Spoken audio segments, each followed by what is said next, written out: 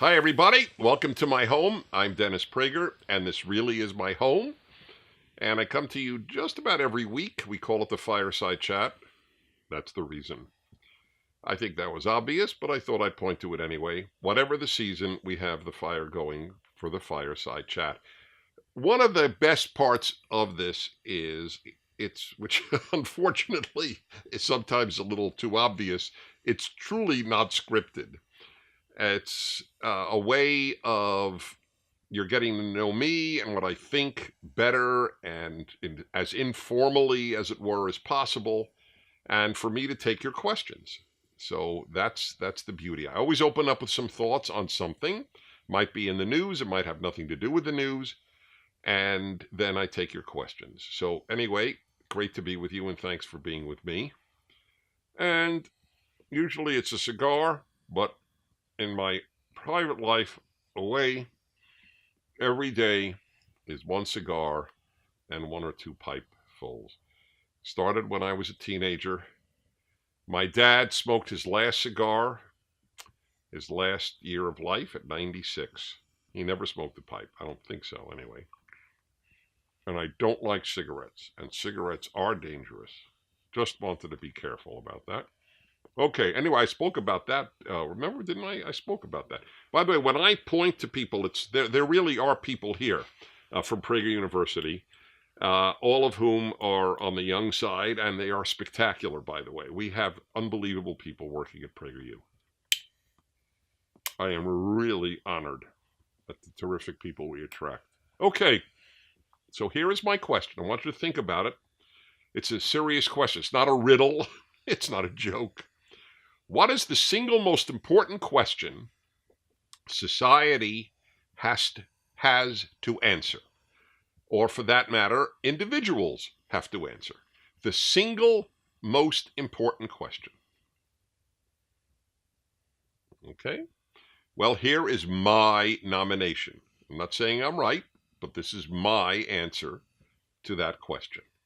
The most important question society has to answer, and parents have to answer, and individuals have to answer, is how do you make good people? Or how do you make people good? You could put it either way. How do you make good people, or how do you make people good? Very few people today ask that question. I'll explain why in a moment, but I want to contrast it with the past. Certainly in America, the society I know best, that was overwhelmingly the most frequently asked question. That's why if you look at what kids read in school in first grade, second grade, third grade, through elementary school, many didn't go to high school, it was all about character development. How to be an honest person, how to be a good person, how to be a kind person, how to have integrity. That's what the books were about. You don't have those books today. Why? What changed? Okay. What changed is this. About, I would say, starting with about after World War II, Americans started to believe that people were basically good. An idea that is completely foreign to what we call Judeo-Christian values. Both Judaism and Christianity do not hold that people are basically good. They have different variations, each of the religions, on the theme. Christians will emphasize original sin, a doctrine that the Jews might not emphasize, but it doesn't matter because both originating with Genesis, which says the will of man's heart is towards evil from his youth. That's, you want it in Hebrew, Yetzer Lev ha'adam ra min urav. It's there, and it's always been there. In fact, I don't know of a religion on earth, forget Judeo-Christian religions, I don't know of a religion on earth that does believe that we're born basically good. Because people weren't stupid. I'm sorry to put it that directly, but there was more wisdom in the past. I'm not saying people were terrific in the past. There's a lot of evil in the past. But people understood that people aren't basically good. Human nature is very, at best, mixed. Of course there's good in human nature, otherwise no good would take place. But goodness is like gold. It's there, but it's very tough to mine. That's the way I would put it. Yes, there is goodness in human nature, but it's very tough to mine. I have a whole video at PragerU on people not being basically good. It's very, very worth your while watching it. And of course, like all our videos, it's only 5 minutes long. And in it, I make the case for how naive it is. It's so unbelievably naive to believe people are basically good. Where did all the slavery come from? Where did all the torture? Where did all the rape? Where did all the murder? Where did all the theft? Where did all the corruption? Where did all the mass murder? Where did all the individual murder come from? If we're basically good, that's a pretty big indictment of good people. It's so, on the one hand, we speak about slavery, right? Well, slavery was universal. By the way, so is human sacrifice. Talk about people not being basically good. But putting human sacrifice aside, slavery was universal.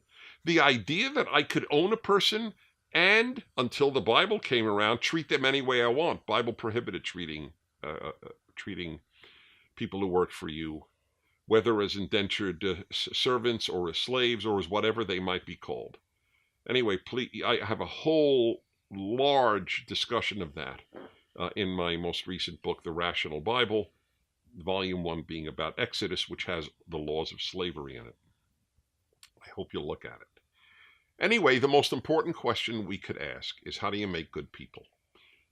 And I always give this example. If we were all born basically good, right?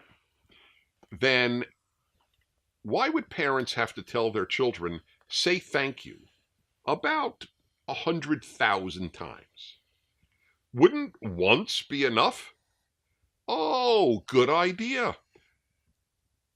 Mommy told me to say thank you, and I get it. I should express gratitude to somebody who's done something nice for me, right? If we were basically good. First of all, if we were basically good, we wouldn't even have to be told to say thank you. But let's say we were. Once or twice maybe would be all we would need.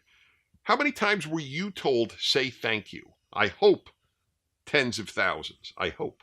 If your parent was a good parent, they said it a lot. Like every day, right? If people were basically good, we would be told to share things that we got. Do you ever see a kid at a party? This always cracks me up because I remember raising my kids. We had birthday parties. And, there would be cookies. And I know now birthday parties, they're so lavish. Cookies is nothing. But when I gave my kids birthday parties, they weren't lavish. Intentionally, I could afford a lavish birthday party. I chose not to. Wasn't a good idea. But be that as it may, they had, and so there would be chocolates or candies, and there would be ice cream and cookies, right? All the goodies. So you would see one kid who had like 8 cookies. In fact, or one kid had so many cookies, if he ate them all, we'd have to pump his stomach. But he never shared them. If we were basically good, the kid with 22 cookies would walk around and say, hey, I see you don't have a cookie. Let me give you one of mine. How many kids do that? How many parents have yelled at their kid, you know what? You share too much. You have to learn to be more selfish. Not often. That does not happen often. Timmy, why don't you offer one like to your sister? Why the hell should I give her a cookie? He may not have had the hell in there, but you got my point. Anyway, so the question in life is, how do you make people good? That's it. Everything else is secondary. How do you make people smart? That's our fixation. We want smart kids. Play Mozart when they're in utero. Put the headphones on his or her mommy's tummy. By the way, I conduct orchestras. I love classical music. All right? I take it very seriously. But I don't think that making smart kids, even if putting earphones with Mozart worked, is the most important thing. I told my kids, I don't care if you're brilliant. I care if you're good. I told it to them. Okay? Because it didn't matter to me. Their grades didn't even matter to me. That's really sick for a parent, isn't it? Oh, don't you love what is it, the bumper sticker? My son or daughter is on is at the so-and-so school honor roll or dean's list, or is that what it is? Honor roll? Yeah. You know what message you're sending to your kid? That you value their brains more than anything else. But you shouldn't. You should value their goodness, their character more than anything else. It's so amazing. We complain about how bad the world is, filled with racism and misogyny and sexism and all these terrible things, and then we still don't ask, how do you make good people? Right? People are complaining how all of these terrible things are so ubiquitous, so commonplace. So, okay, what are you going to do about it? Pass another law in the government? That's what a lot of people think. Oh, that'll do it. Okay. That's the most important thing we have to ask. How do you make good people? Now, I think that there are a lot of ways that work better than others. Let's put it that way. My favorite way, it's called ethical monotheism. You ready? It's going to sound very unsophisticated if you went to graduate school. But on the other hand, if you went to graduate school, you're intellectually challenged immediately because you learn a lot of nonsense at graduate school. I know, I went there. And my method is, the best method I know is God wants you to be good. Now, some of you don't believe in God. Fine. Do it without God. Society wants you to be good. Your parents want you to be good. I think they're all great, but I still think ultimately God wants me to be good is a very strong thing to teach a child, and for that matter, an adult. But we'll put that aside. I just want to leave you with the understanding that every other question, how do you make kids smart? How do you make kids successful? How do you make kids rich? It's all secondary to how do you make them good. So here's a question I'd like you to ask. If you're a parent, I'd like you to ask your child, if your child is 5 or 50, I want you to ask this question. Ready? But you got to get the wording. You have to memorize the wording. What do you think I, your father, or I, your mother, most want you to be? Not what do you most want to be. What do you think I, your parent, most want you to be? Happy, successful, smart, or good? I have been asking this question of parents for about 30 years. I began broadcasting 35 years ago, and shortly thereafter, I posed that question on the radio. So interesting how many parents would meet me at functions or even in the street or at a restaurant and say, you know, I asked my son or daughter that question, and I thought they'd say good, but they didn't. And the reason the kid didn't is because they really don't think that's the thing you most want. You most want them to be successful, happy, and smart. Now, you in your heart, I'm sure, want them to be good, but you didn't emphasize that in raising them. Everything was, what college will you get into? Or what team will you play for? Or how successful will you be? I'm not going to make a very good world that way, will we? So, that's my answer. And it could only be done one by one by one by one. You make a good world by making this one good, and this one good, and this one good, and this one good. Okay? Is that clear, guys? All righty. Time for your questions. How do I get this? How do I get the? There it is. I see. Okay, here we go, folks. Sebastian in New Mexico, 17. 17 is the age. Hello, Mr. Prager. Hi, Sebastian. My question is, throughout your entire life, what job have you enjoyed the most? Well, the immediate response that I have is the one I enjoyed the least. That I can tell you, that's easier. Shoveling snow. I really dislike that. I grew up in New York City, in Brooklyn, and that was the first way I made money. I always wanted to make money because I always wanted to spend money. And since my parents weren't going to give me that much money, I had to earn it. So already at about the age of 12, I was shoveling snow in the neighborhood. If you haven't shoveled snow, you don't know how hard it is. Snow weighs a lot, especially when it's slush, a combination of water and snow. And I really disliked it, but it was the first $8 I ever made, and I remember to this day what I spent it on. I spent it within an hour of earning it. I also think I created a herniated disc shoveling the snow. But in any event, I got, this is what I got. I remember it. That's how dramatic it was. I had money to spend that I earned. It was so exhilarating. It is to this day, by the way. I feel bad for people who are bequeathed a lot of money by their parents. It sounds great, it isn't. As one wonderful thinker has put it, all happiness is earned. That's correct. So anyway, I got, you know what I got? What did I get?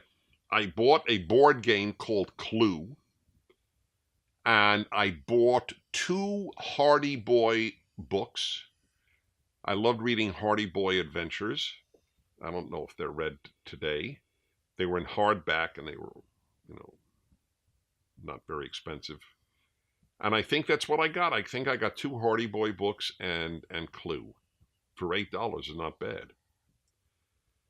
All right, now what did I really love? I loved being a waiter at summer camp. I really did. I got a big charge out of it. I don't know why. I just got a big charge out of it. Being a waiter in a regular restaurant is tough work. Being a waiter at a summer camp is not tough work, but it was a lot of fun. But the truth is, I love being a radio talk show host, which I've been for 35 years. I love it. I love it every day. And I never lose sight of the gift that I make a good living telling people what I think. That's very rare, and I never lose sight of that fact. That's part of the reason I work so hard to give people the very best 3 hours I can every single day, because I know how valuable a job that is, and I do love it. Okie doke. Let's see. Jeffrey in Boston, 18 years old. Hi, Dennis. My question is, how do you regain someone's trust when you have broken it? That's a very important question, and I think the only way, well, the only ways perhaps is more accurate, is first to somehow convey to the person how regretful you are for losing their trust, for whatever you did that made them lose your trust. Obviously, that's the issue. Can you convince them that you really regret having done X, Y, or Z to lose their trust? Then, if they have not severed relations with you, you try to earn their trust every day from then on. I'll give you one dramatic example, is where one spouse has been unfaithful, sexually unfaithful to the other, or for that matter, I guess even emotionally unfaithful. And I will tell you the interesting thing. I've covered this subject for decades on the radio, And it is amazing, or it's not amazing to me, it might amaze many of you, to know how many couples, after the terrible initial hurts, actually got to have a better marriage afterwards. I've always told couples, do not automatically divorce if your spouse has been unfaithful. Do not automatically. That doesn't mean nobody should. It means that you shouldn't do it automatically. That I do believe very strongly. And it's amazing how that break opened up the spouses to talking better, to learning what was really going on in the marriage, and how often over time, not only was trust built and rebuilt, but they even had a better marriage. So it's possible. Okay, Haley in Israel, 23 years old. Do you believe there is an ideal timeline, quote unquote, for people to reach certain milestones in life, such as marriage, buying a house, etc.? It's a very good question. And yeah, I think I now that you posed it, I didn't think of it using those terms, ideal timeline, but this will sound pretty shocking. As soon as you can. That's my answer. I think the statement that I hear all the time, I'm not ready to get married, as an example. Okay? I got to take a puff for that one. So, it's an interesting one. I'm not ready to get married. So let me give you a very interesting insight. No one's ever ready to get married. You know when you're ready to get married? The day after the wedding. That's when you're ready to get married. And you may not even be ready then. You may be scared out of your mind the next day, or even that day. That's, you're ready to get married when you decide two things have to take place. You decide that you would be a better person if you got married, and in most cases that is true. Not in every case. Nothing is true for everyone on earth. Okay, let's be clear. But for most people, ask them. Ask people who got married. Did you become more mature after you got married? Even if they divorced, even if they had a lousy marriage, ask them, did marriage mature you? I don't know anyone who would say, no, I got more immature as a result of marrying. Maturity is a big component in being a better person and being a grown-up, if you want to be a grown-up. A lot of people don't want to be grown-ups today. This is a very big problem. When I was a kid, boys were told, be a man. You know what be a man meant? Get a job and take care of a family. That's what it meant. That's what I was raised to believe in. It was a good thing. Not anymore. In fact, you can't even say be a man. You're imposing gender identity on a boy, which is so beyond belief that I won't get there now. I'll talk about that another time. We're not living in a healthy age, to say the least. So timeline, yes. Now, obviously, you don't get married just because it's time to get married. You have to meet a person that would be a good fitting partner for you. I fully acknowledge that. But you're not going to meet somebody to be a fitting partner if you don't want to find a fitting partner. It's like you will more likely find something if you look for it than if you don't look for it. If you're looking for a spouse, you're more likely to find a spouse. This is pretty elementary stuff. But that's the truth. You know how many young women I speak to and say, I ask them, you want to get married? If the right man comes along. What does it mean comes along? What is it, parachutes into your house? I don't even understand the concept. If he comes along, who comes along? It cracks me up. It's so unreal. If he comes along or she comes along, it helps to look for what is valuable. That's like saying, so have you made your first $50,000? If it comes, it comes. Oh, you mean you're not trying to make your first $50,000? You're not looking for it? It doesn't make any sense. So you need both. You have to want to do it and find the right person to do it with. Agreed. But my timeline is, why not do it as soon as you can? As you can. And when men have the other thing, well, I want to be financially stable. Why? You can't become financially stable with a wife? That all of humanity did that. That's when people became financially stable, once they got married. Nobody was financially stable. Almost nobody was before they got married. They got married young. And isn't it cheaper to live for two than for one anyway? So it doesn't make any sense. And by the way, men become far more financially stable when they get married. The data are awesome. Unbelievable data, how much more money married men make than single men in the same circumstances. So that's why I said as early as you can. And Maria in Arizona, 16 years old. What would be a wise way to shut down the thought that reverse racism isn't real? Basically, how do I prove that it's just racism and that everyone is capable, although not always likely, of being racist or having some form of racism directed toward them? This was one of the ideas that I heard in college that made me realize I was being taught nonsense at college. Most of what I learned at college, outside of just data, was nonsense. This was nonsense. I was actually told, this is how long ago it goes back. I wasn't in college yesterday.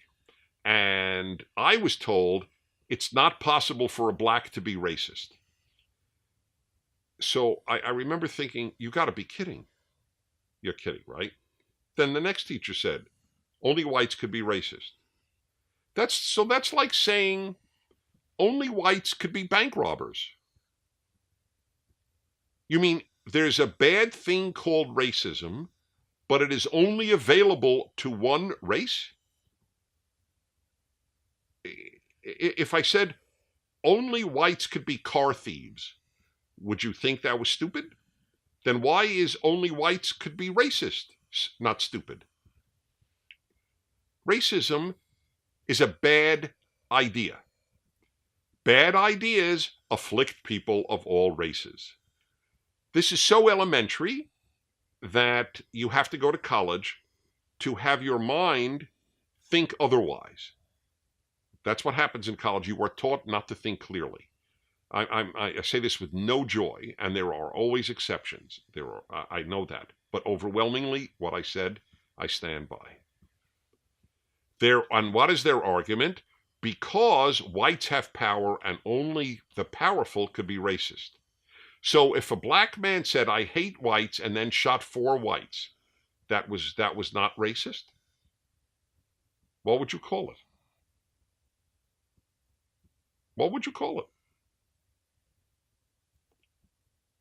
By the way, the guy with the gun is the one with the power. So if a white guy has a gun and black people don't, he's got the power.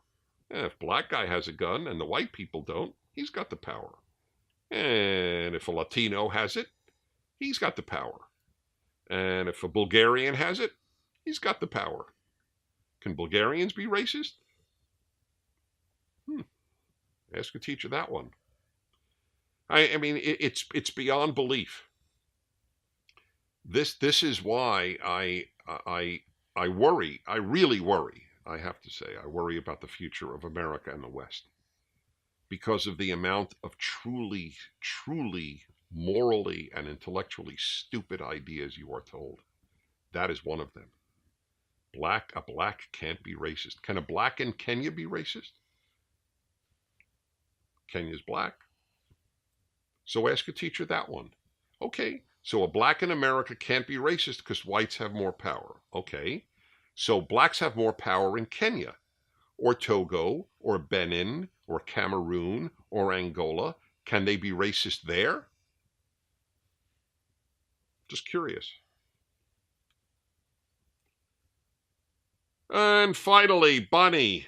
Well, we went from 16, 17, 23 to 72.